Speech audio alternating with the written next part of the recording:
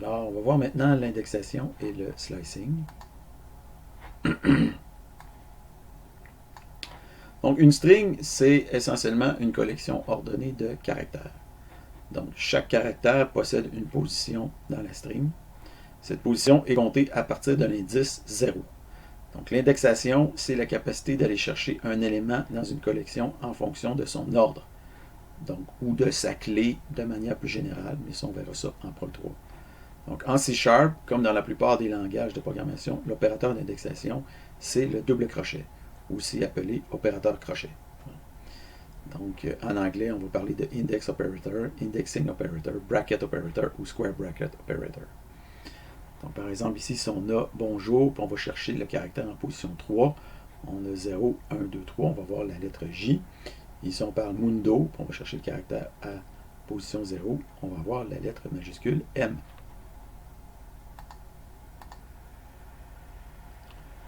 Donc, on obtient une erreur si on indexe avec une position qui sort des valeurs possibles. Donc, classiquement, on va utiliser length-1 pour obtenir l'indice de la dernière position. Par exemple, ici, non 0, c'est la première caractère de ma string. Et non avec non.length-1, ça va être la dernière position valide dans ma string, ça va être la lettre N. Si je fais non -1, ça ne marche pas, j'ai un index out of range exception. Donc, je ne peux pas passer une valeur qui ne marche pas. Si j'avais passé aussi non.length, où j'aurais aussi eu un index out of range. Donc, peut-être j'aurais dû rajouter cet exemple-là, mais je ne l'ai pas fait.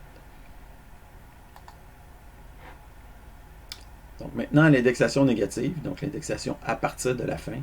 Donc, dans les langages comme le Python, on peut indexer négativement une string à partir de la fin.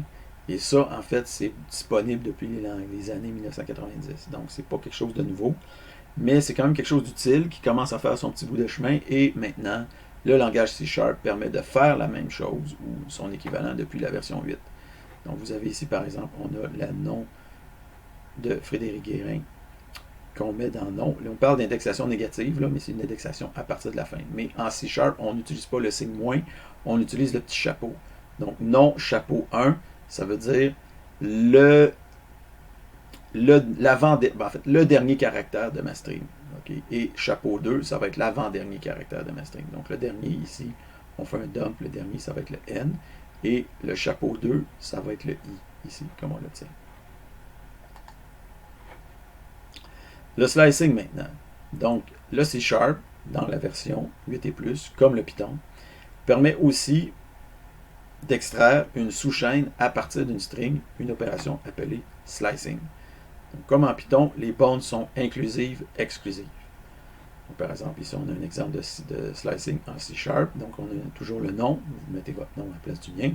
Si on prend les caractères 0 à 3, inclusif, exclusif, on va domper, ici on dump les 3 premières lettres du nom, donc ça va être FR, E majuscule, donc 0, 1, 2, puis le 3 est exclusif.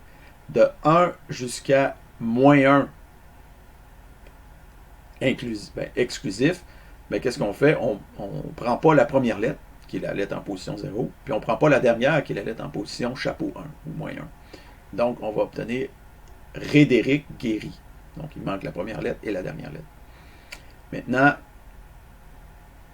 ici, qu'est-ce qu'il faut mettre pour domper le prénom uniquement? Et qu'est-ce qu'il faut mettre ici pour obtenir uniquement votre nom de famille? C'est à vous de remplir ce qu'il faut ici. Vous faites une saisie. Donc, la méthode indexOf permet de connaître en quelle position dans la string se trouve un caractère ou une sous-string. Si on ne le trouve pas, on retourne -1. Donc, par exemple, ici, si je fais Frédéric, espace FG, espace Guérin, index of espace, ça va me retourner la position 8. 0, 1, 2, 3, 4, 5, 6, 7, 8.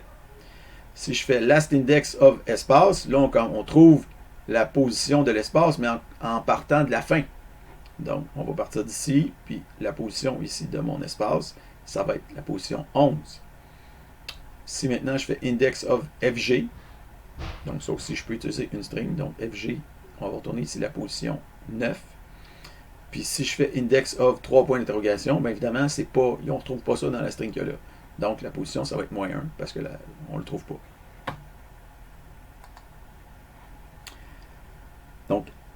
substring, donc avant la version 8 de C#, il fallait se rabattre sur la méthode substring pour slicer une string. Donc le deuxième argument de cette méthode-là est un argument facultatif qui concerne la longueur de la sous-chaîne à extraire. Donc on peut avantageusement combiner substring avec index_of. Par exemple ici, on a non.substring3, donc on part de la position 3, puis on prend tout le reste de la string. Donc on élimine FR et, puis après ça on met Derek FG Guérin. Après ça, substring 3.2, ben, on part de la position 3, puis on prend juste 2 caractères. Donc on a D, E accent aigu. Et ici on fait substring non.indexOfFG, donc on va partir de la position de FG pour prendre notre substring, donc on va donner FG Guérin. L'inclusion maintenant. Donc, pour simplement savoir si une string fait partie d'une autre, au lieu d'utiliser index_of, qui est préférable d'utiliser contains. Donc, par exemple, ici, on a Frédéric FG Guérin.containsFG, c'est vrai. Frédéric FG Guérin.startsWith, donc on peut utiliser startsWith puis endsWith. Donc, startsWith, Fré, c'est vrai. Puis endsWith, qu'est-ce qu'il faut mettre ici pour que ça fonctionne? Donc, ici, évidemment, vous mettez votre nom et non pas le mien. Donc, en résumé, les strings sont indexés à partir de 0. L'indice doit être compris entre les valeurs 0 et length -1. Sinon, on obtient une erreur. À partir de C#8, on peut indexer négativement à partir de la fin avec l'accent circonflexe. On peut slicer avec le double point. Avec index_of et last_index_of, on peut chercher l'emplacement d'un caractère ou d'une sous-string. Substring, c'est le slicing des pauvres, donc il est à utiliser avec une version de C# en bas de 8. Puis pour vérifier l'inclusion d'une string dans une autre string, on peut utiliser contains, startsWith ou endsWith.